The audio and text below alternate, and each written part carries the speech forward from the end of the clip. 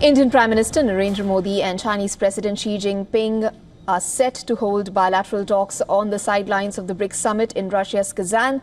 Now, this is the first bilateral between the two leaders in the last 5 years. The bilateral marks another upturn in the India-China ties after the two countries agreed on non-hostile patrolling along the line of actual control. Earlier, Prime Minister Modi spoke at a closed-door plenary session of the BRICS Summit. He reiterated that India supports dialogue and diplomacy and not war. The Indian Prime Minister also called for global regulations to fight misinformation and cyber frauds like deepfakes.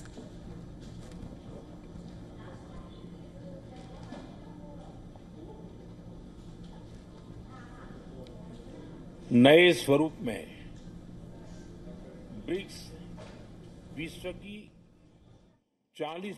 देशों के बीच financial integration बढ़ाने के लिए प्रयासों का हम स्वागत करते हैं। भारत ब्रिक्स के अंतर्गत सहयोग बढ़ाने के लिए पूरी तरह से प्रतिबद्ध है। हमारी विविधता और मल्टीपोलैरिटी में हमारा दृढ़ विश्वास हमारी ताकत है। Likewise, Chinese President Xi Jinping said that there must be no escalation of fighting in Ukraine.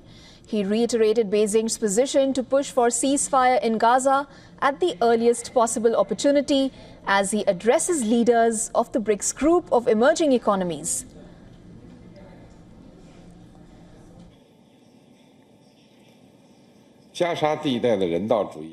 The humanitarian situation in the Gaza Strip has deteriorated. The fighting in Lebanon has resumed, and the conflict between parties concerned is further escalating. We need to push for a ceasefire as soon as possible, stop the killing, and work tirelessly for a comprehensive, just, and lasting settlement of the Palestinian issue. Meanwhile, Russian President Vladimir Putin criticized sanctions and protectionism, saying they pose a risk leading to a significant global crisis.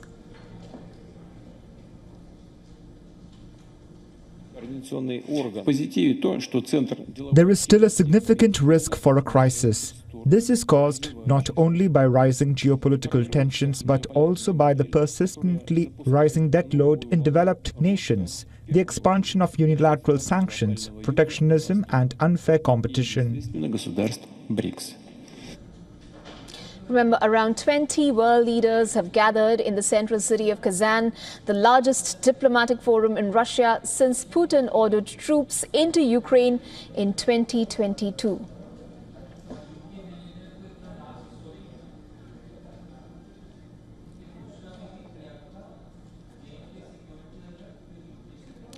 And for more on this, we are now joined by our assistant editor for foreign affairs, Siddhant Sibal, and he's joining us live from Kazan in Russia. Siddhant, just yesterday when we heard New Delhi and Beijing agreeing to a patrolling arrangement, and now they are sitting down for a bilateral talks. So can you just map it out for us? Well, even as we speak, the Indian Prime Minister Narendra Modi and the Chinese President Xi Jinping are holding bilateral talks here in Kazan. The Kazan Thaw, as it is being known as. This is after a gap of almost 4.5 years that leaders of the two large Asian economies are meeting, and this could pave way for wider conversation between the two sides. Of course, the relationship after the Galwan incident in 2020 had fallen, and India had made it clear that as long as situation at the border remains tense, the political relationship will also be impacted. But of course, a lot of opportunities, if you count out, between India and China, essentially in terms of direct flights, something that China has been pushing. The Indian businesses have been calling for easing of the visa regime for Chinese businesses. That, of course, helps in the Indian economy. The Chinese economy, of course, facing the pressure, especially from Europe, over the EV issue. Also will see this as an important element of the relationship. Multiple things on the table, but we are right now here where I'm standing in Kazan, keenly awaiting two things. First, of course, are the first visuals. The body language is something that will be closely observed. We have so far seen both the leaders together, whether it is the informal dinner yesterday, whether it is at the BRICS meeting earlier today. And not only the Indian Prime Minister and the Chinese President were present together, but of course the Russian President as well, the RIC as it is referred to as Russia, India, China, which is one of the key precursor of the BRICS grouping together. And those pictures are visually very, very striking, representing almost half of the humanity here in Kazan. The second, of course, is what transpired during this conversation. Just a few meters away from where I am standing, the Indian Foreign Secretary will be briefing the media present here, and each and every word will be clinged on as to what transpired between the two top leaders of the two top countries in terms of their geographic size, population size and economic size. Siddhant, you spoke of the Kazan thaw and of course the various other things that is on agenda of this bilateral. Let me just go back to the thawing of relations between the two countries. Now it is of indeed significance, this particular bilateral, and on Monday India's Foreign Secretary Vikram Misri, who is about to speak in a short while from now as well, said that the agreement entails a return in areas under discussion to the situation in 2020 as far as patrolling and grazing activities are concerned. Do we expect further development on this front? Because, mind you, China hasn't yet spoken about the patrolling arrangements.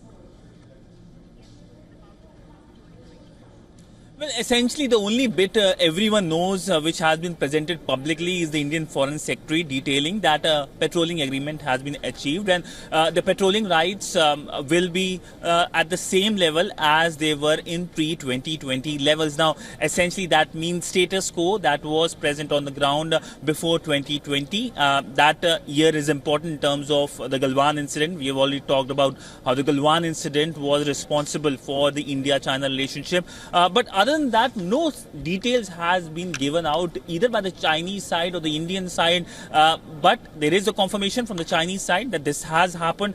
We will only get to know more details as and when the briefing of the Foreign Secretary happens later today. More clarification on this border pact that has led to not only the bilateral between the leaders of India and China, but also the thaw which we are now looking at between the two large Asian economies. Okay, thank you so much, Siddhant, for joining us with the latest on that. And of course, we eagerly await for those bilateral talks to finish so you can get us an update on that. For all the latest news, download the WION app and subscribe to our YouTube channel.